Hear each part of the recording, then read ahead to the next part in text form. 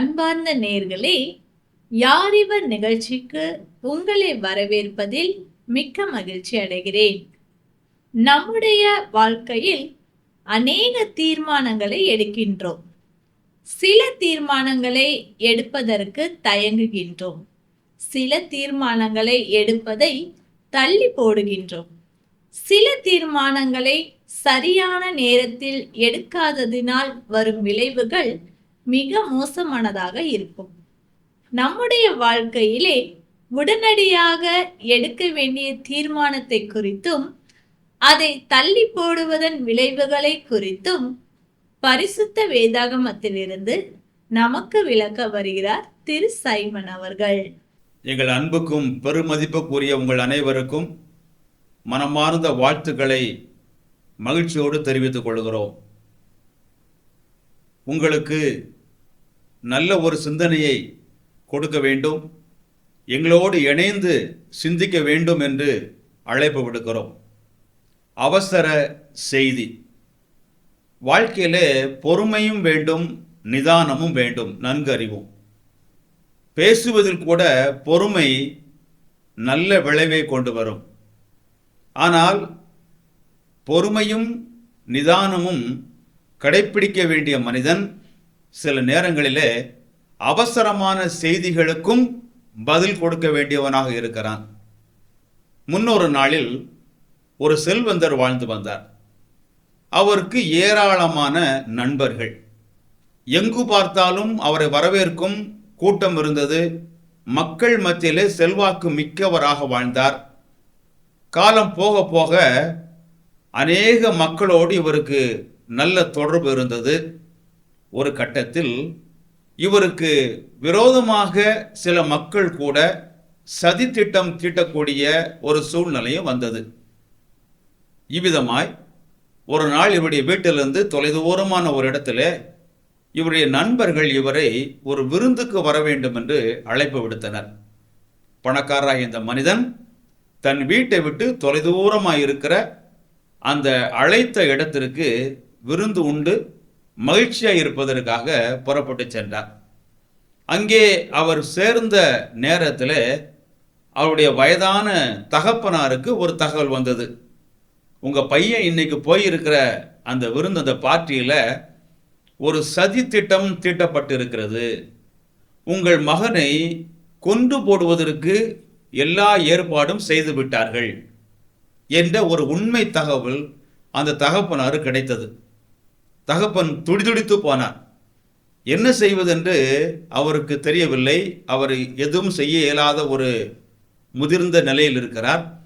உடனடியாக அவருக்கு நம்பிக்கைக்குரிய ஒரு நபரை அழைத்தார்.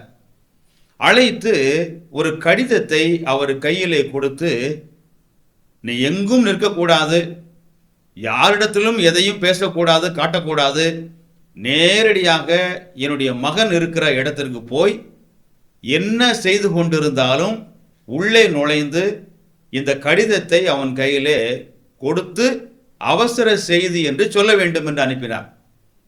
இந்த மனிதர் இந்த கடிதத்தை பெற்றுக்கொண்டு விரைவாய் போனார். அந்த மகன், அந்த செல்வந்தர் இருக்கிற இடத்தை கண்டுபிடித்தார். அங்கே ஏராளமான நண்பர்கள் குழுமி இருக்கிறார்கள், ஆரவாரம் மகிழ்ச்சியாக இருக்கிறார்கள். உள்ளே நுழைந்து அந்த மனிதனை சந்தித்தார். உங்களுடைய தகப்பனார் என்னை அனுப்பினார். இவருக்கு முதலாக புரியவில்லை. ஏன் இங்கேயும் என்னுடைய அப்பா என்னை தொந்தரவு செய்கிறார்? நான் தான் சந்தோஷமாக இருக்கத்தானே வந்திருக்கிறேன், திரும்ப வீட்டுக்கு வந்து விடுவேனே, ஏன் என்று கேட்டார். எனக்கு தெரியாது, இந்த காகிதத்தை உங்கள் கையில் கொடுக்க சொன்னார், இதை உடனடியாக படிக்கவும் சொன்னார் என்றார். அதை வாங்கி கொண்டு சரி நீ போ என்றார். ஆனாலும் கொண்டு வந்த அந்த மனிதன் போகவில்லை, அங்கேயே நின்று கொண்டிருக்கிறார். ஏன் என்று கேட்டால் அவர் சொன்னாராம், உங்களுடைய தகப்பன் சொல்லிவிட்டார், நீ கொடுத்த உடனேயே வரக்கூடாது, அதை பிரித்து அவன் படித்ததுக்கு அப்புறம்தான் நீ வர வேண்டும் என்று சொல்லியிருக்கிறார். ஆகவே நின்று கொண்டிருந்தான். ஆனால் இந்த மனிதனோ எதையும் பொருட்படுத்தவில்லை. நீ போ என்று இவனிடத்தில் கோபமாய் சொன்ன உடனே கடிதத்தை கொடுத்து விட்டு இவர் திரும்பி விட்டார். திரும்பி விட்டதுக்கு அப்புறமாக அங்கே விருந்து நடந்து கொண்டிருக்கிறது. எல்லாரும் சந்தோஷமாக இருக்கிறார்கள். திடீரென்று பார்த்தால் சதி திட்டத்தின்படியாக இந்த மனிதனை நண்பர்கள் என்ற போர்வையிலே எல்லாருமாக சேர்ந்து அடித்தே கொன்று போட்டார்கள். இவரை கொன்றதுக்கு அப்புறமாக இவர் கையில் இருந்த ஒரு சின்ன காகித துண்டு, ஒரு கடிதம், அந்த கடிதத்தை பிரித்து பார்த்தால் அதற்குள்ளே தகப்பனார் எழுதின ஒரு வாசகம் இருந்தது. அன்பு மகனே, இந்த கடிதத்தை பார்த்த உடனே நீ கொஞ்சமும் தாமதம் செய்யாமல் உடனடியாக அந்த இடத்தை விட்டு வீட்டுக்கு வந்துவிடு என்று இந்த தகப்பன் எழுதியிருந்தார். தகப்பன் எழுதினது உண்மையான சம்பவம்தான். ஆனால் இந்த கடிதத்தை பெற்றுக்கொண்ட மகனோ அதை அலட்சியப்படுத்தினார். அவசரமான செய்தி என்று தகப்பன் சொல்லிவிட்டார். கடிதத்தை கொண்டு வந்த அந்த உதவியாளன் கூட கண்டிப்பாக நீர் இதை படித்ததுக்கு பிறகுதான் நான் இங்கே இருந்து நகர்வேன் என்று சொன்னார். அதையும் பொருட்படுத்தவில்லை. ஆக செய்தி உண்மை, இவன் பெற்றுக்கொண்டதும் உண்மை. ஆனால் நடந்தது என்ன? தாமதம். இதை அலட்சியம் செய்து விட்டார். இந்த அலட்சியமும் தாமதமும் அவருக்கு பயங்கரமான முடிவை கொண்டு வந்து விட்டது. அருமையானவர்களே, மனிதனுடைய வாழ்வு எந்த விதத்திலும் உத்தரவாதம் உள்ளது அல்ல. நாம் இன்றைக்கு போய் சந்தையிலோ கடையிலேயோ ஒரு பொருளை, விலையுள்ள ஒரு மின்விசிறி, இன்னும் கையில் பயன்படுத்துகிற சாதாரண செல்போன், கம்ப்யூட்டர், இப்படி பல பொருட்களை வாங்கினால் உடனே நாம் கேட்போம், இதற்கு கேரண்டி இருக்குதா? உத்தரவாதம் எத்தனை ஆண்டு உத்தரவாதம்? உற்பத்தி செய்கிறவர்கள் குறிப்பிட்ட ஆண்டுகள் தங்களுடைய தயாரிப்புக்கு கேரண்டி, வாரண்டி, உத்தரவாதம் கொடுப்பார்கள். இத்தனை ஆண்டுகளாக எங்களுடைய தயாரிப்பு எந்த பழுதும் இல்லாமல் இயங்கும். அப்படி பழுது ஏற்பட்டால் அதற்கு நாங்கள் பொறுப்பு. அது சீர் செய்து கொடுப்போம், இல்லை என்றால் புதியதை தருவோம். ஆக மனிதனாலே படைக்கப்பட்ட இந்த சாதனங்களுக்கு, இந்த பல பொருட்களுக்கு ஒரு உத்தரவாதம் உண்டு. ஆனால் பரிதாபம் என்னவென்று கேட்டால், ஒரு மிகப்பெரிய ரகசியம் என்றே சொல்லலாம். மனிதனுக்கு செல்வம் இருக்கிறது, பல்வேறு உயர்வுகள் உண்டு, பல நவீன வசதிகள் உண்டு. ஆனால் மாபெரும் ரகசியம், அவன் வாழ்க்கைக்கு எந்த ஒரு உத்தரவாதம் இல்லாமல் எப்போ முடியும் என்று யாருக்குமே தெரியாது. இதை குறித்து பைபிள் ஒரு வசனத்தை இப்படி சொல்லுகிறது. யாக்கோபு என்பவர் எழுதுகிறார், 4ஆம் அதிகாரம் 14ஆம் வசனத்தில், நாளைக்கு நடப்பது உங்களுக்கு தெரியாதே, உங்கள் ஜீவன் எப்படிப்பட்டது, கொஞ்ச காலம் தோன்றி பின்பு தோன்றாமற் போகிற புகையை போல் இருக்கிறதே. கொஞ்ச காலம் ஒரு புகை எழும்புகிறது, ஒரு ஆவி, சூடான திரவத்திலிருந்து ஆவி வருகிறது, நெருப்பிலிருந்து வருகிறது, கொஞ்ச நேரம் கண்ணுக்கு புலப்படுகிறது, அப்புறம் அது புலப்படுகிறது இல்லை. இவ்விதமாகத்தான் மனிதனுடைய வாழ்க்கை இருக்கிறது. நாளை என்பதற்கு நிச்சயமே இல்லை. இந்த மனிதன் கடிதத்தை பார்த்த உடனே மனதுக்குள்ளே ஒன்று சொல்லி கொண்டானாம், இந்த விருந்து பார்ட்டியெல்லாம் முடிச்சு நாளைக்கு நான் இந்த கடிதத்தை படிப்பேன். நாளை என்று ஒத்தி வைத்தான். நாளை என்கிற நாள் அவனுக்கு வரவே இல்லை. அப்போ நாளைய தினத்தை குறித்து நமக்கு எந்தவித உத்தரவாதமும் கிடையாது என்றுதான் பைபிள் சொல்கிறது. நாளைக்கு நடப்பது உங்களுக்கு தெரியாது. மனிதனுக்கு அவசரமாக தேவனிடத்திலிருந்தும் செய்தி வருகிறது. குறிப்பாக சொல்ல வேண்டுமானால் 1906ஆம் ஆண்டுல ரெஜினால் பெசன்டன் என்கிற ஒரு அறிஞர் 1906ஆம் ஆண்டு ஒரு தீவிரமான முயற்சிக்கு பிறகு, ஆராய்ச்சிக்கு பிறகு ஒரு கருவியை கண்டுபிடித்தார். இதை கண்டுபிடிக்கும் என்பதாக அவர் தன்னுடைய சக விஞ்ஞானி சொன்னார், ரேடியோ கண்டுபிடித்தாகிவிட்டது. இந்த ரேடியோவிலேயே இரு முனையிலிருந்தும் பேசக்கூடிய ஒரு புதிதான ஒன்றை உருவாக்க போவதாக சொன்னார். அப்போ யாருமே அதை நம்பவில்லை, இது கூடாது என்று சொன்னார்கள். ஆனால் இவரோ தன்னுடைய அயராத தீராத ஆராய்ச்சி முயற்சியின் விளைவாக இதை அவர் கண்டுபிடித்தார். கண்டுபிடித்து யுனைடெட் என்கிற ஒரு பழ நிறுவனத்தோடு ஒப்பந்தம் பேசி ஒரு 12 கப்பல்களில் இந்த கருவியை அவர் பொருத்தினாராம். பொருத்தி முதலாக டிசம்பர் 24ஆம் தேதி 1906ஆம் ஆண்டு இதை அவர் நடைமுறைப்படுத்தியும் காண்பித்தார். கடலுக்குள் எங்கேயோ இருக்கிறவர்கள் இருளிலே இருக்கிறார்கள். அவர்களுக்கு எங்கேயோ இருந்து ஒரு செய்தியை அனுப்பினார். அந்த செய்தி அவர்களும் கேட்டார்கள். இதெல்லாம் ஒலிக்க செய்தாராம். அதே போல காணக்கூடாத தேவன், நெருங்க முடியாத தேவன் மனிதர்களுக்கு செய்தியை அனுப்புகிறார். யாரும் அந்த தேவனை நெருங்க முடியாது. பயங்கரமானவர், பரிசுத்தமானவர், மனிதர்களோ பாவிகள். நெருங்க முடியாத அந்த கடவுள் அன்பு கொண்டவராக இருப்பதனாலே மனிதனுக்கு அவசர செய்தியை அனுப்புகிறார். இந்த செய்தியை ஏற்றுக்கொள்வதற்கும் ஏற்றுக்கொள்ளாமல் இருப்பதற்கும் தனி உரிமையை மனிதனுக்கு கொடுத்திருக்கிறார். எந்த நிலைமையிலும் படைத்த ஆண்டவர், நீ இதை செய்தே ஆக வேண்டும், இதை நம்பியே தீர வேண்டும் என்று கட்டாயப்படுத்துவதில்லை. மனிதர்களை ஏதோ ஒரு மனித பொம்மைகளாக, இயந்திர மனிதனாக படைக்கவில்லை. ஒவ்வொரு மனிதனுக்கும் தீர்மானம் எடுக்கும், முடிவு செய்யும் ஒரு சிறப்பான தகுதியோடு படைத்திருக்கிறார். அப்படி படைத்த தேவன் எல்லா மனிதர்களுக்குமே செய்தியை அனுப்புகிறார். அந்த செய்தியை ஏற்றுக்கொண்டு அந்த செய்திக்கு யார் கீழ்ப்படுகிறார்களோ அவர்கள் நன்மையை பெற்றுக்கொள்வார்கள்.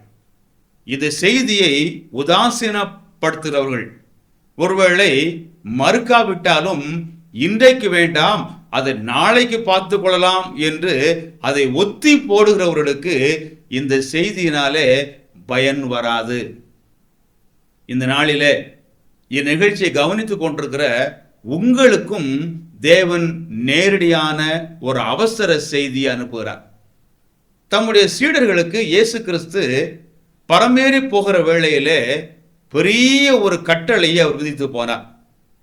மத்தேயு என்கிற அந்த நற்செய்தி நூலிலே அவர் இவ்விதமாக தம்முடைய சீடர்களுக்கு ஒரு மாபெரிய ஆணையை விடுத்து அவர் செல்கிறார். அவர் என்ன சொன்னார்? நீங்கள் புறப்பட்டு போய் சகல ஜாதிகளையும் சீஷராக்கி பிதா, குமாரன், பரிசுத்த ஆவியின் நாமத்திலே அவர்களுக்கு ஞானஸ்நானம் கொடுத்து நான் உங்களுக்கு கட்டளையிட்ட யாவையும் அவர்கள் கைக்கொள்ளும்படி அவர்களுக்கு உபதேசம் பண்ணுங்கள். இதோ உலகத்தின் முடிவு பரியந்தம் சகல நாட்களிலும் நான் உங்களுடனே கூட இருக்கிறேன் என்றார். ஆமென். இன்றைக்கு உலகம் எங்கு பார்த்தாலும், தொலைக்காட்சியானாலும் சரி, இன்னும் பல்வேறு ஊடகங்களிலும் இயேசு கிறிஸ்துவை குறித்த ஒரு செய்தி பரவிக்கொண்டே இருக்கிறது. இது மதத்தை பரப்புவதற்காக அல்ல, மதத்திலே ஆட்களை சேர்க்க வேண்டும் என்றும் அல்ல, பொதுவாக மக்கள் சொல்வதில் மத பரப்புரை அல்ல. மாறாக படைத்த தேவனிடத்திலிருந்து தனி ஒவ்வொரு மனிதனுக்கும் அவசர செய்தி. நீங்கள் போங்கள், புறப்பட்டு செல்லுங்கள், எல்லா மனிதர்களுக்கும் இந்த செய்தியை அறிவியுங்கள். என்ன செய்தி? அதுதான் நல்ல செய்தி. அந்த நல்ல செய்தி என்ன என்று கேட்டால், இந்த மனுக்குலம் அனைத்தும் பொல்லாத வழிகளில் நடந்து பாவம் செய்து அந்த பாவத்திற்கு நீதியான தீர்ப்பை, தேவனுடைய கோபத்தை அனுபவிக்க வேண்டும் என்ற நிலையில் இருக்கும் பொழுது, படைத்த தேவன் அன்புள்ள ஆண்டவர், மனிதர்கள் அவ்விதமான அழிவுக்கு செல்லக்கூடாது என்று விரும்பின தேவன் தமது குமாரனாகிய இயேசு கிறிஸ்துவை இந்த உலகத்திற்கு மனிதனாக, தேவகுமாரனாக அனுப்பினார். அந்த இயேசு கிறிஸ்து மனிதனாய் பிறந்து இந்த உலகத்திலே பாவம் இல்லாமல் பரிசுத்தமான தூய வாழ்வை வாழ்ந்தார். அநேகருக்கு ஏராளமான நன்மைகள் செய்தார், நன்மைகளை போதித்தார். அவரை வெறுத்தவர்கள் பொறாமையினாலே வெறுத்தார்களே அல்லாமல் சொல்லாலோ செயலாலோ குற்றப்படுத்தவோ வெறுக்கவோ இடமில்லாத அளவிற்கு தூய்மையான எடுத்துக்காட்டான வாழ்வை வாழ்ந்தார். இறுதியிலே மனுக்குலம் அனைத்தும் பாவத்தின் தண்டனிலிருந்து தப்ப வேண்டும் என்பதற்காக சிலுவையிலே தமது இரத்தத்தை எல்லாம் சிந்தினார். அந்த சிலுவையிலே தம்முடைய உயிரை விட்டார், அடக்கம் செய்யப்பட்டார். ஆனால் முன்பே அவர் சொன்னபடியாக 3ஆம் நாளில் உயிரோடு எழுந்தார். எதற்காக? அவர் செய்த குற்றத்திற்காக அவர் தனது உயிரை கொடுக்கவில்லை. எல்லா மனுமக்கள் மீதும் அன்பும் நேசமும் பாசமும் வைத்ததினால் அனைத்துலக மக்கள் பாவத்திற்காக, பாவ தண்டனைக்காக அன்பினாலே தனது உயிரையே இரத்தத்தையே கொடுத்தார். அடக்கம் பண்ணப்பட்ட இயேசு கிறிஸ்து மறுபடியும் உயிர் தெழுந்தார். இதுதான் நற்செய்தி. இது எனக்காக என்று யார் ஏற்றுக்கொள்கிறார்களோ அவர்கள் பாவத்தின் தண்டனிலிருந்து தப்பித்துக் கொள்ளலாம். ஒருவேளை இந்த கடிதத்திலே அந்த மனிதன் நினைத்தது போல, இப்பொழுது எனக்கு அவசர வேலை இருக்கிறது, நான் சந்தோஷமாக பல காரியங்களை செய்ய வேண்டும், எனக்கு வசதி ஏற்பட்டார் போல நாளைக்கு படித்துக் கொள்கிறேன் என்று ஒத்தி வைத்தால், அதை தள்ளி போட்டால், நாளை என்பது நம்முடைய அதிகாரத்துக்கு உள்ளது அல்ல. எனவேதான் ஆண்டவர் அவசரமாக இந்த கட்டளையை கொடுத்தார், கட்டாயமாக கொடுத்தார். எங்களை கவனித்துக் கொண்டிருக்கிற உங்களுக்கும் நாங்கள் தாழ்மையோடு கேட்டுக்கொள்வது என்னென்று கேட்டால், நமக்கு ஒரு நிரந்தரமாகவோ இல்லை என்றால் உறுதி அளிக்கப்பட்டதோ இல்லை என்றால் நமக்கு முழுமையாக உத்தரவாதம் உள்ளதோ ஒரு வாழ்க்கையை நாம் வாழவில்லை. இந்த உலகிலே நிலையற்ற வாழ்க்கையை நாம் வாழ்ந்து கொண்டிருக்கிறோம். இந்த வாழ்க்கையோடு எல்லாம் முடிந்து விட்டால் எப்படி வேண்டுமானாலும் வாழலாம். ஆனால் இந்த உலக வாழ்க்கை நிலையற்ற இந்த வாழ்க்கைக்கு பிறகு நிலையான ஒரு வாழ்வு இருக்கிறது. பிறக்கிற ஒவ்வொரு மனிதனும் மரித்தே தீரணும். மரித்ததுக்கு அப்புறமாக மனிதனுக்கு மறுபடி முடிவில்லாத ஒரு வாழ்க்கை. அந்த வாழ்க்கையில இந்த பைபிள் சொல்லுகிறது, இயேசு கிறிஸ்து தெளிவாக சொல்லுகிறார், பரலோகம் என்கிற ஒரு பேரின்ப பெருவாழ்வு கொண்ட எல்லையில்லாத ஒரு இடம் அந்த வாழ்க்கை. அந்த வாழ்க்கைக்கு செல்ல வேண்டும் என்றுதான் தேவன் அனைத்து மக்களை பொறுத்தும் விரும்புகிறார்.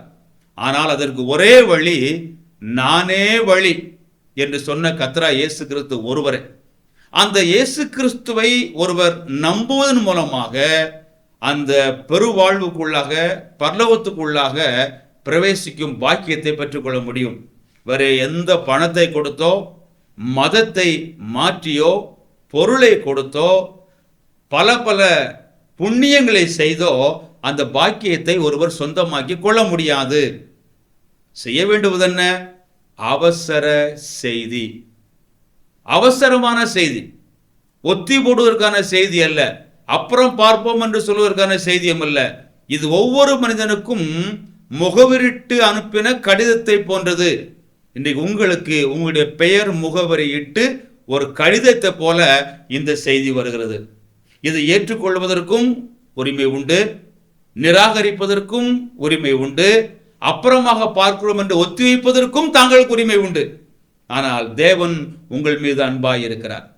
உங்களுக்கு வரக்கூடிய தேவனுடைய தீர்ப்பின் அபாயமான காரியத்தை எல்லாம் வெளிப்படுத்தினார்.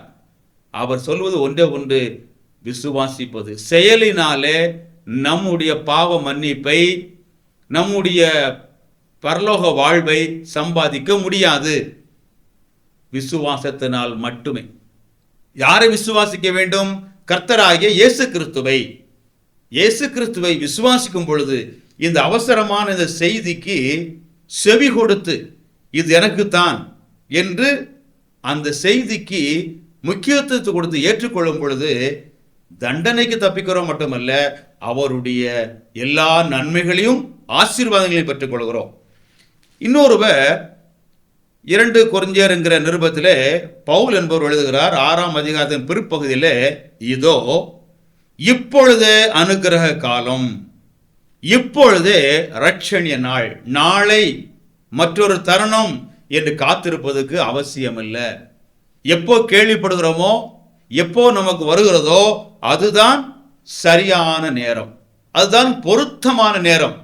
ஆகவே உங்களுக்கு ஓர் அவசர கடிதம் என்கிற தலைப்பில் எங்களோடு கூட இணைந்து நீங்கள் சிந்திக்கவும் செயல்படவும் வேண்டும் என்று அன்போடு அழைக்கிறோம்.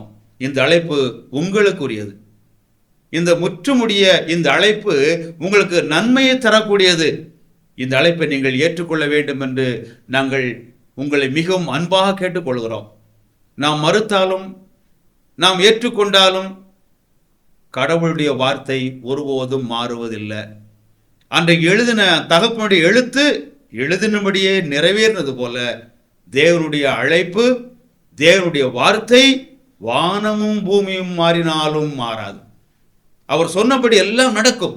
ஆகவே இந்த தருணத்தை நல்வாய்ப்பாக பயன்படுத்தி கொண்டு கடவுளுடைய சத்தத்திற்கும் இந்த அழைப்பிற்கும் உட்பட்டு கர்த்தராகிய இயேசு கிறிஸ்துவை உள்ளத்தில் நீங்கள் ஆண்டவராக இரட்சகராக ஏற்றுக்கொண்டு பாவத்தின் தண்டனைக்கு தப்பி அவர் கொடுக்கிற சமாதானமான ஒரு வாழ்வு, பரலோகத்துக்கு செல்வோம் என்கிற முழுமையான நிச்சயம், இதெல்லாம் நீங்கள் பெற்றுக்கொள்ள வேண்டும் என்று கர்த்தராகிய இயேசு கிறிஸ்து நாமத்திலே உங்களை வாழ்த்துகிறோம். அவர் அப்படியே உங்களுக்கு செய்வாராக. ஆமென். நீங்கள் இயேசுவின் அன்பையும் பாவ மன்னிப்பையும் நித்திய ஜீவனையும் பெற்றுக்கொள்ள வேண்டுமானால் அவரே உங்கள் பாவத்திற்காக தேவன் அருளிய பலி என உணர்ந்து விசுவாசத்துடன் அவரை உங்கள் வாழ்க்கையில் ஏற்றுக்கொள்ளுங்கள். இது உங்கள் இருதயத்தின் வாஞ்சியை வெளிப்படுத்துமானால் இந்த விசுவாச ஜெபத்தை இப்பொழுதே ஜெபியுங்கள். அப்பொழுது அவர் உங்கள் வாழ்க்கையில் வருவார். இது ஒரு ஜெபத்தின் மாதிரி. முதலில் நான் சொல்லுகிறேன். ஆண்டவராகிய இயேசுவே, நீர் எனக்கு தேவை. என் பாவத்திற்காக நீ சிலுவையில் மரித்ததுக்கு நன்றி. என் வாழ்க்கையின் கதவை நான் திறந்து உம்மை என் இரட்சகராகவும் ஆண்டவராகவும் ஏற்றுக்கொள்கிறேன். என் வாழ்க்கையை நீர் ஆட்கொண்டு நான் எப்படிப்பட்டவனாக இருக்க நீர் விரும்புகிறீரோ அப்படியாக என்னை மாற்றும். ஆமென். இந்த ஜெபம் உங்கள் உள்ளத்தின் விருப்பத்தை வெளிப்படுத்துமானால் இப்பொழுதே நீங்கள் இருக்கும் இடத்தில் இந்த ஜெபத்தை ஜெபியுங்கள். நான் இந்த ஜெபத்தை ஒவ்வொரு வாக்கியமாக சொல்லும்போது நீங்களும் அமைதியாக சொல்லுங்கள். ஆண்டவராகிய இயேசுவே, நீர் எனக்கு தேவை. என் பாவத்திற்காக நீ சிலுவையில் மரித்ததுக்கு நன்றி.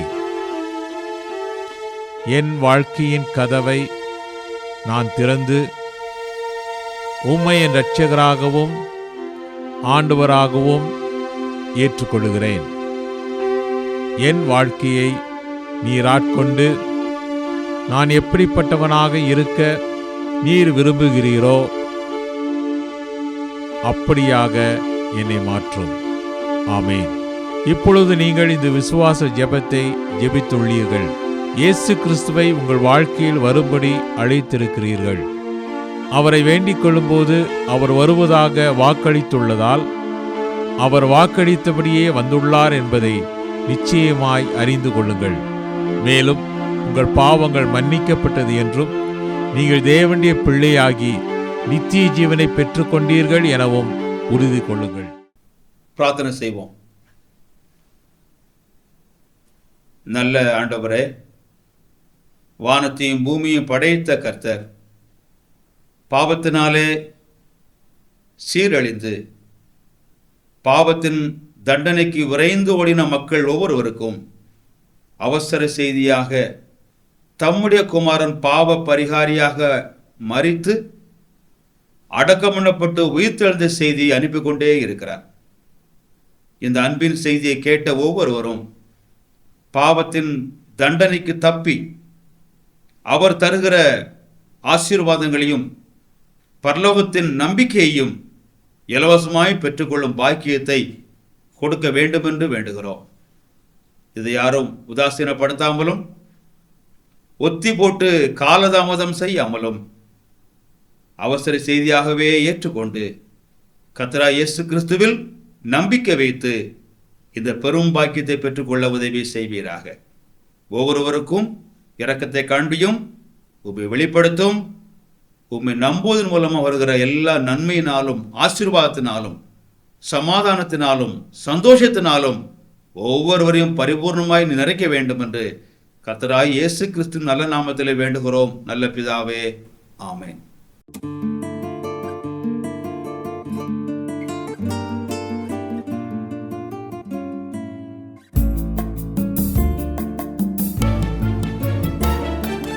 ஓடி வந்திடு உன்னேசரேசுவின் பக்கம், உள்ளத்தை அவர் கையில் தந்து ஓடி வந்திடு.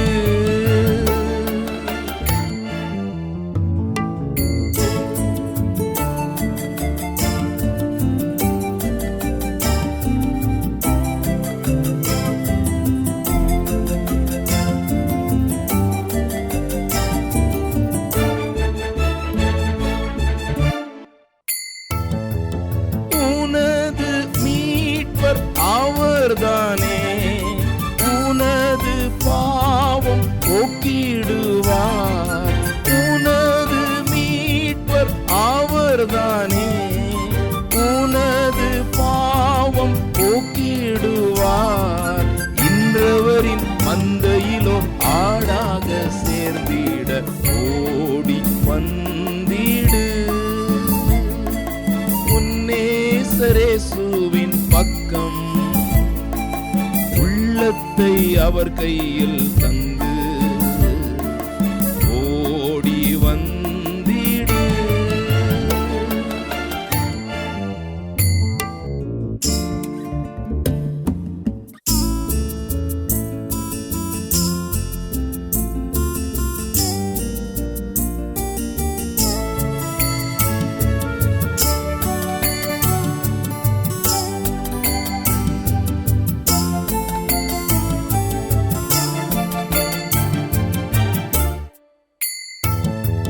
நேசர் வருகை நெருங்குதே, வாக்குகள் நிறைவேறுதே. நேசர் வருகை நெருங்குதே, வாக்குகள் நிறைவேறுதே. வாசற்படி வந்து நிற்கும் இயேசுவிடம் சேர ஓடி வந்திடு உன்னேசரேசுவின் பக்கம், உள்ளத்தை அவர் கையில் தந்து ஓடி வந்திடு.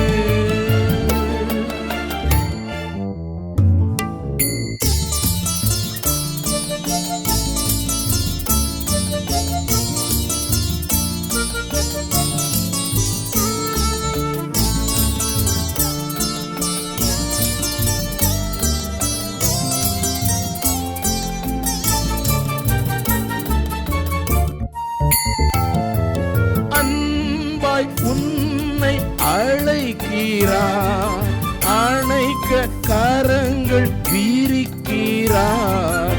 அன்பாய் உன்னை அழைக்கிறார், அணைக்க கரங்கள் விரிக்கிறார். தாமதிக்க நேரமில்லை, தயங்காமல் வீரைந்து ஓடி வந்திடு உன்னேசரேசுவின் பக்கம், உள்ளத்தை அவர் கையில் தந்து ஓடி வந்திடு.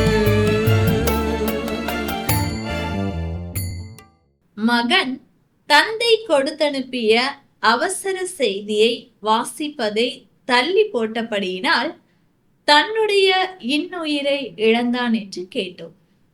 மனிதனை பாவத்திலிருந்தும் அதன் தண்டனையிலிருந்தும் விடுவிக்கவே தெய்வமாயிருந்த இயேசு கிறிஸ்து இந்த உலகில் மனிதனாக வந்து நம்முடைய பாவத்தை தன் மீது ஏற்றுக்கொண்டு நமக்கு பதிலாக சிலுவையில் இரத்தம் சிந்தி மரித்தார்.